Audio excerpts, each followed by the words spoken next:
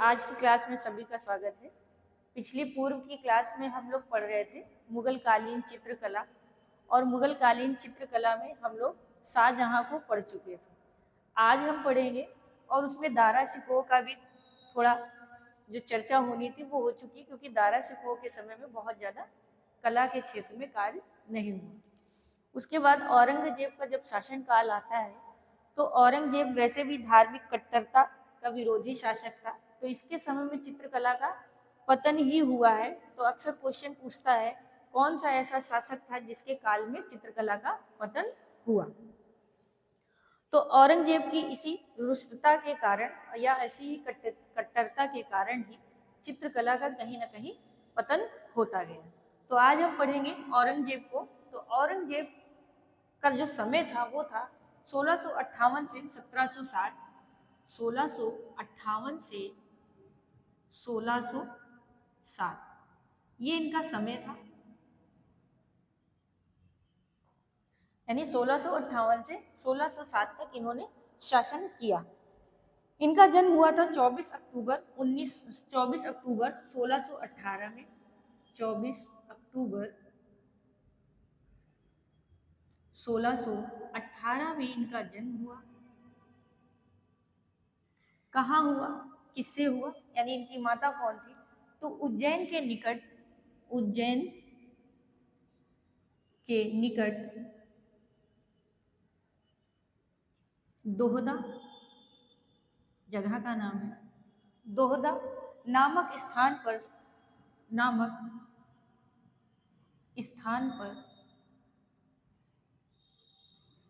ठीक है, स्थान पर मुमताज महल के गर्भ से हुआ। किसके? मुमताज, यानी शाहजहां की, ऐसे लिख लीजिए, शाहजहां की प्रिय पत्नी मुमताज महल के गर्भ से हुआ। तो इनकी पत्नी कौन थी? शाहजहां की मुमताज महल, और सबसे प्रिय पत्नी के रूप में जानी जाती थी, और उन्हीं के गर्भ से हुआ। यानी इनकी माँ का नाम क्या था? मुमताज महल। ये कैसा शासक था? ये धार्मिक कट्टरता विरोधी शासक था। धार्मिक कट्टरता विरोधी शासक था।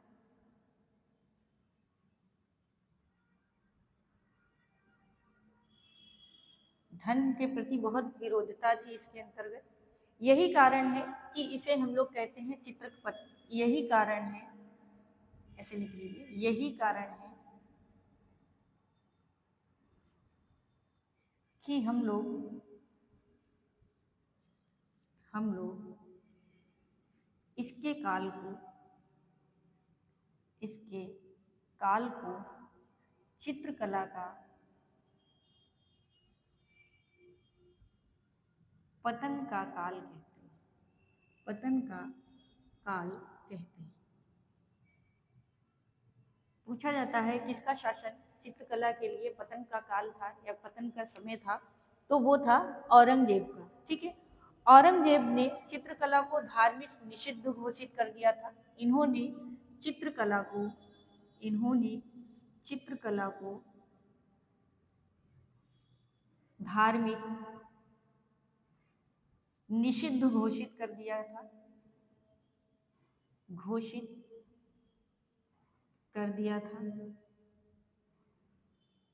ठीक है, इन्होंने इतना विरोध किया कि धर्म को भी वहां निषिद्ध का मतलब है उसके लिए रोक दिया था। ठीक है, बीजापुर का घेरा इनके समय का चित्रित किया हुआ चित्र है। सबसे विशेष जो पूछा जाता है, बीजापुर का घेरा जो इनके समय में चित्रित किया गया,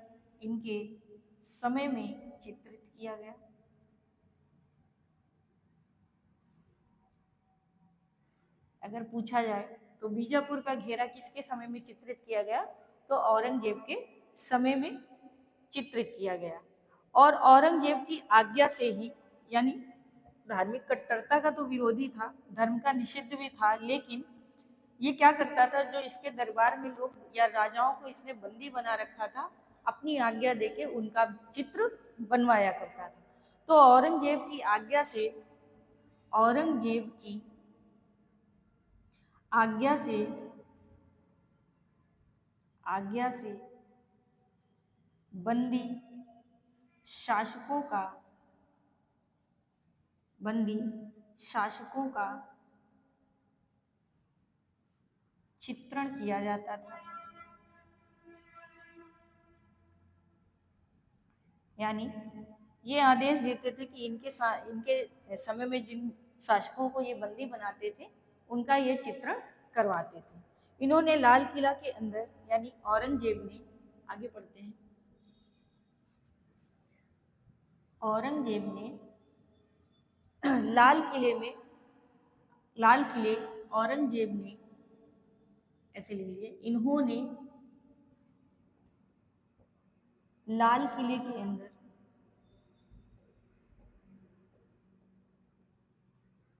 मोती मस्जिद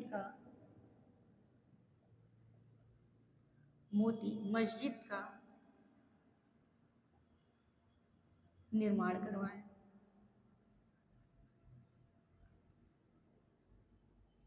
आपसे क्वेश्चन ये पूछा जा सकता है कि औरंगजेब के द्वारा लाल किले के अंदर कौन सी मस्जिद का निर्माण कराया गया था? तो मोती मस्जिद का निर्माण करवाया था। औरंगजेब ने अपनी प्रिय पत्नी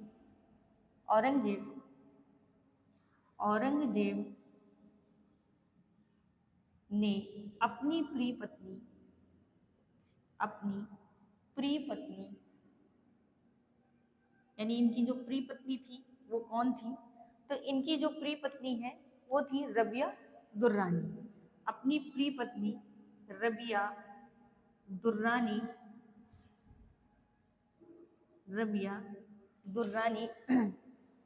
की याद में,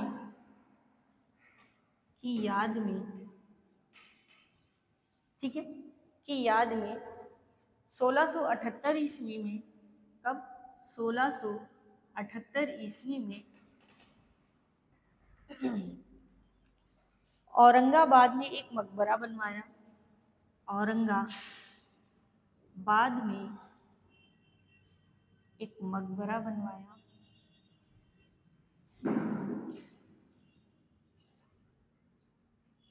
मकबरा बनवाया और वो मकबरा क्या था? उसे कहते थे बीवी का मकबरा। किस नाम से जानते हैं हम लोग? बीवी का मकबरा। ठीक है, ये किस नाम से प्रसिद्ध है? बीवी का मकबरा। इसे दक्षिण का ताजमहल भी कहते हैं। इसी को दक्षिण का ताजमहल कहते हैं।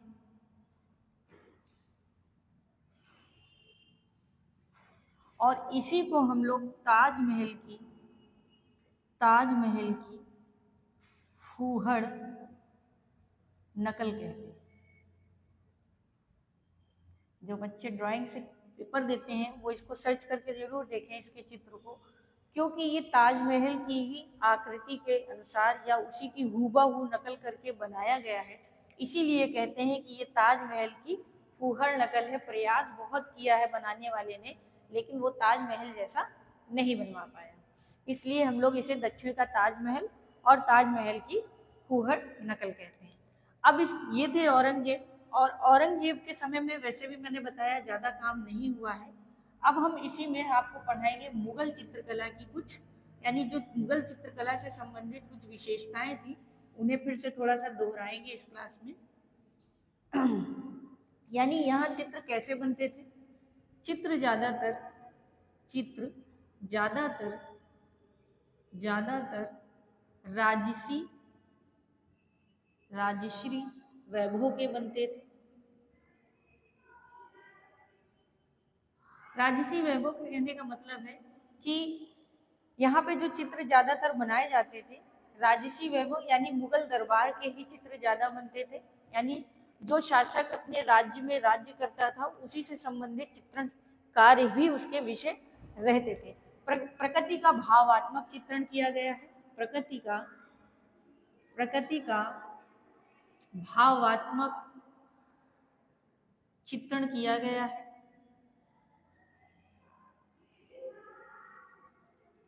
कैसा है? तो भावात्मक यानी भावनाओं से ओतप्रोत प्रकृति का चित्रण किया गया है। ठीक है। मुगल चित्रकला में सर्वश्रेष्ठ कागज कहाँ से आते थे उसके बारे में बात करेंगे। यानी मुगल चित्रकला के कागज, ठीक है। यानी यहाँ पे जो चित्रकला के कागज थे वो कैसे आते थे और कहाँ से आते थे। तो पहला कागज था दौलताबादी कागज। हालांकि पूर्व क्लासों में बताया गया है, लेकिन आज फिर से थोड़ा सा दोहराया जा रहा है। दौलताबादी कागज या दौलतबाद कागज भी कहते हैं, कहीं कहीं पे दौलताबाद लिखा रहता है। ठीक है, कागज। ठीक, ये कागज जो है प्राचीन देवनागरी में बनने वाला कागज है। कहाँ? प्राचीन देवनागरी में बनने वाला कागज है। ठीक है, कहाँ बनता था ये। इसके बाद नेक्स्ट है आपका दूसरा कागज है खटाई कागज। कैसा? खटाई कागज। ये कहाँ बनता था? तो ये जो है आपका उत्तरी चीन में खटा नगर में बनता था। कहाँ? उत्तरी चीन में खटा नगर में बनता था। ठीक है, उत्तरी चीन में खटा नगर में बनने वाला कागज। ठीक है। इसके बाद है आदिल शाही कागज। नेक्स्ट है आदिल शाही कागज। इसके बाद नेक्स्ट है आपका हरीरी रेशम। ठीक, कपड़े में तैयार किया जाता था। नेक्स्ट है हरीरी रेशम के बाद सुल्तान या समरकंदी कागज। सुल्तान या इसी को कहते हैं समरकंदी कागज। ठीक है, समरकंद में बनता था इसलिए। ठीक, नेक्स्ट है आपका गौनी या निजाम शाही कागज। पहले लिख लीजिए निजाम शाही कागज।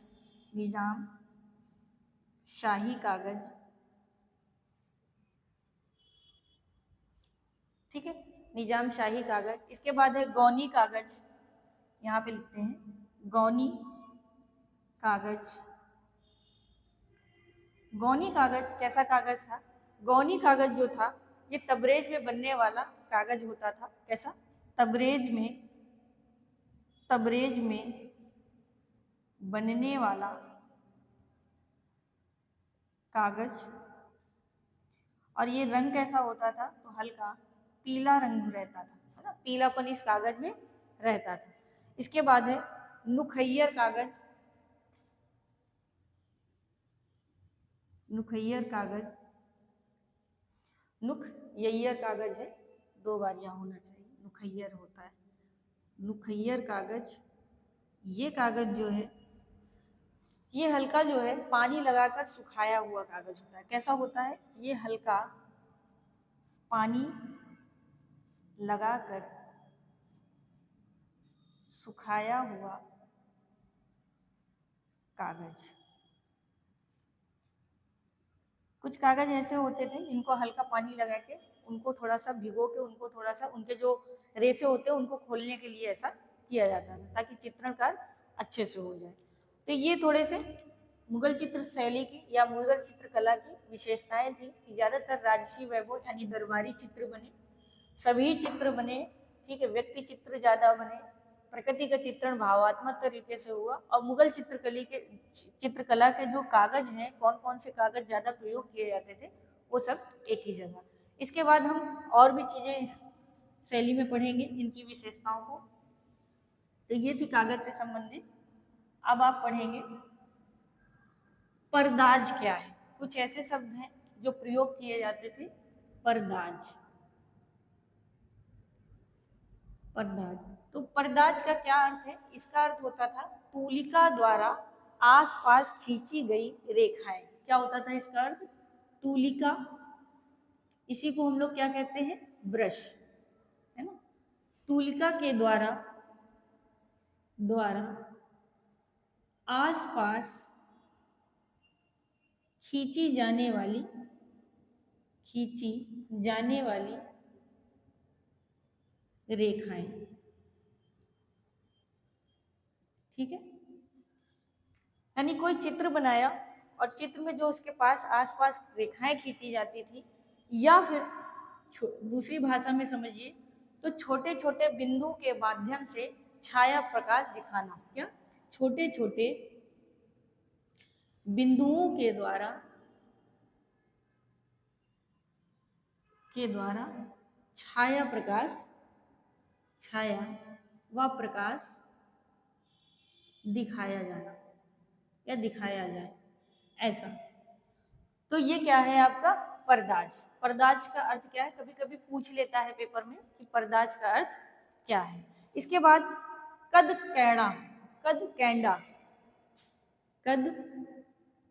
कैंडा शब्द प्रयोग किया गया। किसके लिए? कद कैंडा। तो कद कैंडा का मतलब होता है आकृति की ठीक ऊंचाई को कद कहते हैं। क्या कहते हैं? आकृति की ठीक ऊंचाई को कद कहते हैं।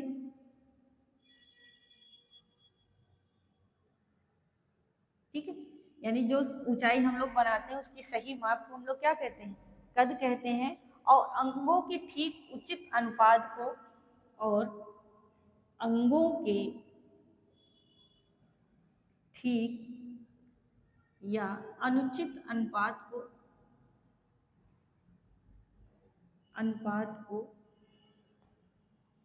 कैंडा कहते हैं। ठीक है,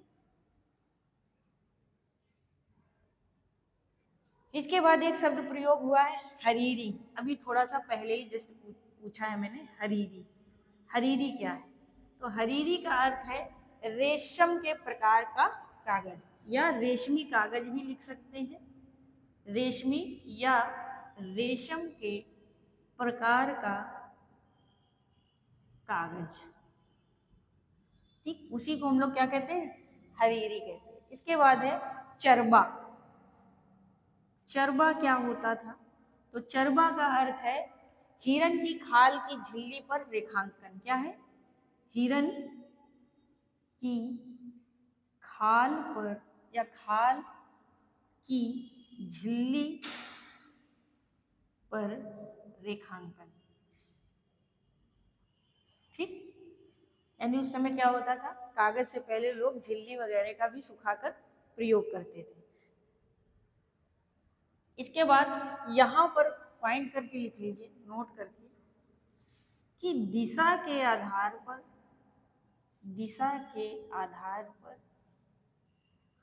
मुखा आकृतियां 7 प्रकार की बताई गई। कितने प्रकार की? 7 प्रकार की। किस शैली में? मुगल शैली में। ठीक है, आगे बढ़ते हैं। तो ये इस मुगल चित्र शैली की जो है विशेषताएं हैं। आगे और भी कुछ पढ़ेंगे। लाफिर के अनुसार भारत में चित्रकला का जन्म, यानी एक विद्वान है, विद्वान कौन है? लाफिर। लाफिर के अनुसार इनका मानना था या इनका कहना था जो भारत की चित्रकला है उसका जन्म जो है कहाँ हुआ है? दरबारों में। तो इनका मानना था कि भारत की चित्रकला का जन्म दरबारों में हुआ। कहाँ हुआ है? दरबारों में हुआ। यानी कि जो भारतीय चित्रकला है वो मूल रूप से दरबारों में निर्भर रही है। मुगल चित्र शैली में चित्रण की कुछ विधि बताई गई है। मुगल चित्र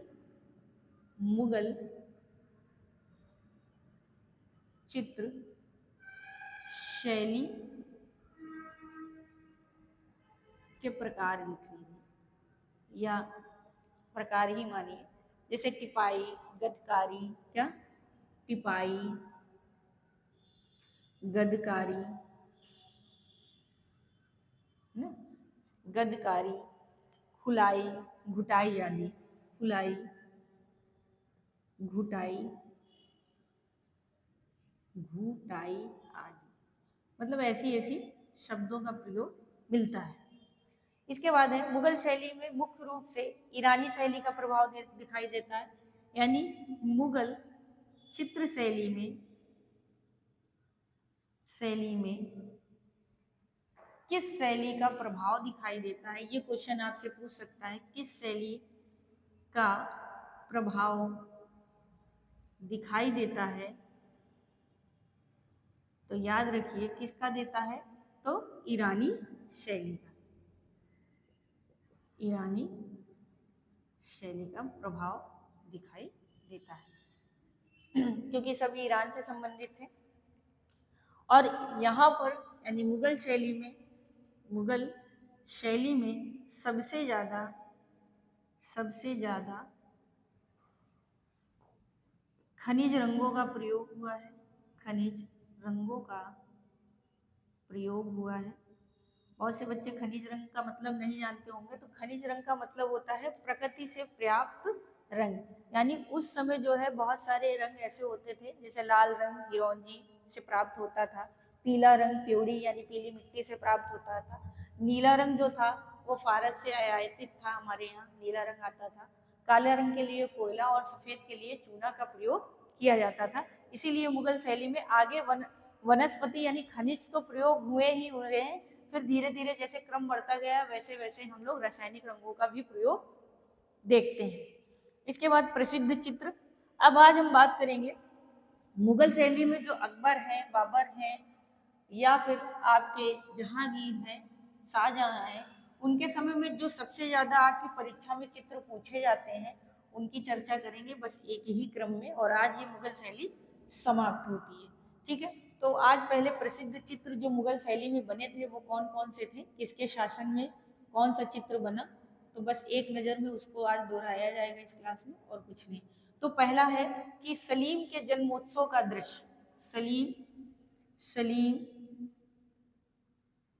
सलीम के जन्मोत्सव का दृश्य, तो ये कहाँ किसके समय में बना, तो सलीम के जन्मोत्सव का दृश्य बना है अकबरनामा में। किसमें बना है, अकबरनामा में है, अकबरनामा में। और किसके द्वारा बनाया गया था, यानी इसके चित्रकार कौन है, चित्रकार केशव, और कौन थे, केशव और दूसरे हैं आपके धर्मदास। ये दोनों चित्रकारों ने मिलकर इस चित्र को बनाया था। किसको, सलीम के जन्मोत्सव का दृश्य, यानी अकबरनामा पुस्तक में बना है, और किसके द्वारा बनाया गया था, केशव और धर्मदास के द्वारा। इसके बाद है रणथंभौर का घेरा। नेक्स्ट चित्र है रणथंभौर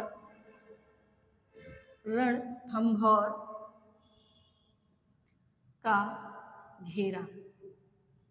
रणथंभौर का जो घेरा है ये किसके समय में बना था, या किसमें बना है, तो अकबरनामा में बना।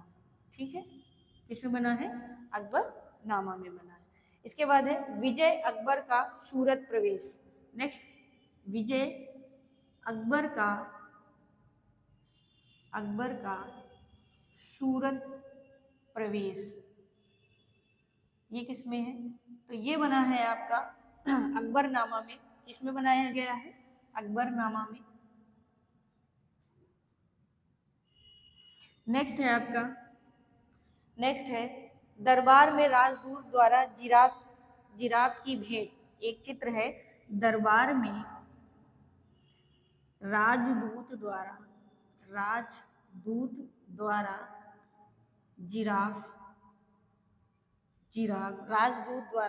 जिराफ की भेंट। किसकी, जिराफ की भेंट किसमें बना है, तो ये बना है तारीखे खानदाने तैमूरिया में। किसे बना है, तारीखे खानदाने तैमूरिया में। ये सब पुस्तकें हैं, ठीक है, ग्रंथ हैं जिनमें ये बने हुए हैं दृश्य। इसके बाद है बाबर बगीचे में दावत उड़ाते हुए या दावत करते हुए। तो बाबर बगीचे में दावत करते हुए, ये किस में बना है? तो ये बना है आपका बाबर नामा में, बाबर नामा, ठीक है। नेक्स्ट है आपका नेक्स्ट चित्र, बाबर का घोड़े से गिरना। ये बहुत पूछा जाता है, बाबर का घोड़े से गिरना, ये किस में बना है? तो ये भी बना है आपका बाबर नामा में, ठीक, बाबर नामा में ही बना हुआ है। जहांगीर द्वारा सिंह का आखेट, नेक्स्ट है जहांगीर द्वारा सिंह के आखेट का दृश्य, ये बना है किसमें बना है? जहांगीर नामा में। किसमें बना है? जहांगीर नामा में। नेक्स्ट चित्र है जहांगीर द्वारा सिंह के आखेट के बाद है हाथ में ग्लोब लिए जहांगीर, हाथ में ग्लोब लिए जहांगीर, ये भी किसमें बना है? जहांगीर नामा में, जहांगीर नामा, ठीक है। तो ये आज एकदम से दोहराया जा रहा है शुरू से लेके आज तक। इसके बाद है अकबर की सभी को हाथ में लिए हुए, ठीक है। नेक्स्ट है अकबर की सभी को हाथ में लिए हुए,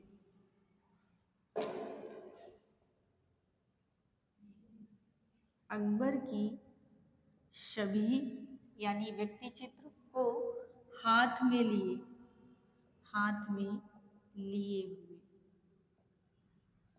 ठीक है। हाथ में लिए हुए किसको बनाया गया है? तो जहांगीर को बनाया गया है, यानी कौन हाथ में लिए है? वो जहांगीर जी लिए हुए हैं, ठीक है, जहांगीर को। और किसमें चित्रित है? तो जहांगीर नामा में, जहांगीर नामा में। अगर किस पुस्तक में पूछे तो जहांगीर नामा में यह चित्रित है। इसके बाद नेक्स्ट है शाहजहां खुर्रम का तुलादान। शाहजहां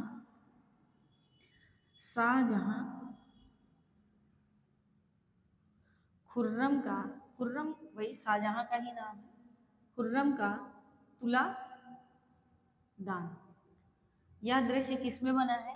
तो ये भी बना है जहांगीर नामा में। किसमें है? जहांगीर नामा, ठीक। नेक्स्ट है आपका बाज पक्षी का चित्रण, ये बहुत पूछा जाता है। तो बाज पक्षी का चित्रण तो किसने किया है? तो ये किया है उस्ताद मंसूर ने, ठीक है। किसने किया? उस्ताद मंसूर ने। और किसके समय में किया था? तो जहांगीर के समय में, जहांगीर के समय में, यानी इन्हीं के शासनकाल में इन्होंने इस चित्र को चित्रित किया। जहांगीर एक मुल्ला को उपाख्यान देते हुए, जहांगीर, नेक्स्ट है जहांगीर एक मुल्ला को उपाख्यान देते हुए, एक मुल्ला को उपाख्यान देते हुए। देखिए उस समय दान दक्षिणा बहुत चलती थी, तो उस समय उपाख्यान देते हुए किसको बनाया गया है? तो जहांगीर को। और किसने चित्रित किया है? तो विचित्र ने इस चित्र को चित्रित किया है, ठीक है। किसने किया है? तो विचित्र ने इस चित्र को चित्रित किया है। इसके बाद है तख्ते ताउस पर शाहजहां, तख्ते ताउस पर शाहजहां, ये किसमें चित्रित है? तो ये चित्रित है पादशाह नामा में, ठीक है। किसमें है? पादशाह नामा में चित्रित है, ठीक है। कंधार का घेरा, नेक्स्ट है कंधार का घेरा, किसके समय में? अभी बताया है पूर्व में ही, औरंगजेब के समय में, औरंगजेब जेब के समय में। नेक्स्ट है बीजापुर का घेरा, नहीं, शाहजहां का जो कंधार, बीजापुर का घेरा औरंगजेब के समय में है, कंधार का घेरा किसके समय में है? शाहजहां के समय में। थोड़ा सा मिस्टेक हो गई, यहाँ पे है बीजापुर का घेरा, ये है औरंगजेब के समय में, ठीक है। घेरा घेरा आता है ना, कंफ्यूजन हो गया। तो कंधार का घेरा है शाहजहां नामा में, ठीक है। कहाँ है? शाहजहां के समय में, शाहजहां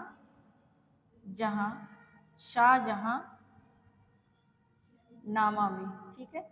और औरंगजेब, बीजापुर का घेरा औरंगजेब के समय में है।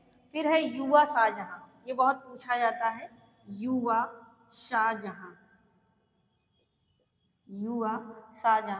तो ये युवा शाहजहां कहाँ, किसमें है? शाहजहां युग में, यानी शाहजहां के समय में भी बना था। तो शाहजहां युग में। और किसने बनाया था? तो इस चित्र को बनाया था अबुल हसन। किसने बनाया? अबुल हसन। तो ये मुगल शैली से संबंधित आज कुछ चित्र जो विशेष थे, जो ज्यादा पूछे जाते हैं, किसमें चित्रित है, कहाँ चित्रित है। तो आज की क्लास में आज आपके लिए इतना ही। और आज मुगल शैली का समापन हो रहा है, और कल से आगे की क्लास में हम लोग सबसे बड़ी शैली यानी राजस्थानी शैली में प्रवेश करेंगे, यानी राजस्थानी शैली को पढ़ेंगे। और जो लोग इस क्लास को देखते हैं वो सब्सक्राइब भी करें और देखने के साथ साथ लाइक भी करें। तो आज के लिए बस इतना ही।